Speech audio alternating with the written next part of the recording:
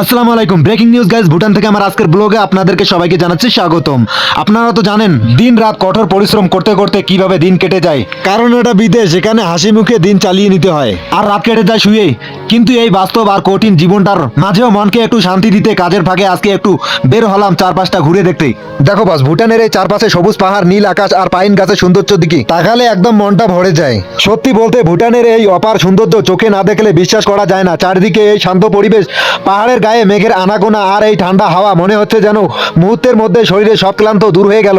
পরিশ্রম যতই হোক না কেন, প্রকৃতির এই রূপ যেন বুক ভরে উপভোগ করলেও নতুন করে কাজ করার শক্তি পাওয়া যায়। দেখো বস, কাজের ব্যস্ততা তো থাকবেই, তার মাঝেই এইভাবে একটুখানি সময় নিজের জন্য বের করে নেওয়াটাই আসল আনন্দ। ভুটানের এই সুন্দর পরিবেশ আপনাদের কেমন লাগলো অবশ্যই কমেন্ট করে জানাবেন। দেখো বস, আর একটা কথা না বললেই নয়, ভুটানের রাস্তাগুলো মূলত পাহাড়ি, তাই এখানে গাড়ির গতিসীমা সবসময় নিয়ন্ত্রণে রাখা বাধ্যতামূলক। সাধারণ পাহাড়ি এলাকায় গতি 30 থেকে সর্বোচ্চ 50 কিলোমিটার প্রতি ঘন্টার মধ্যে রাখতে হয়, যাতে কোনো দুর্ঘটনা না হয়। এটা হচ্ছে ভুটানের রাজার নিয়ম। সো বন্ধুরা, এই ছিল ছোট্ট একটি ব্লগ ভিডিও, ভুটান থেকে শুট করলাম। কেমন লাগলো অবশ্যই ভিডিওটি লাইক দিয়ে পেজটা ফলো দিয়ে সাথে থাকবেন। তো আজকের মতো টাটা, বাই বাই।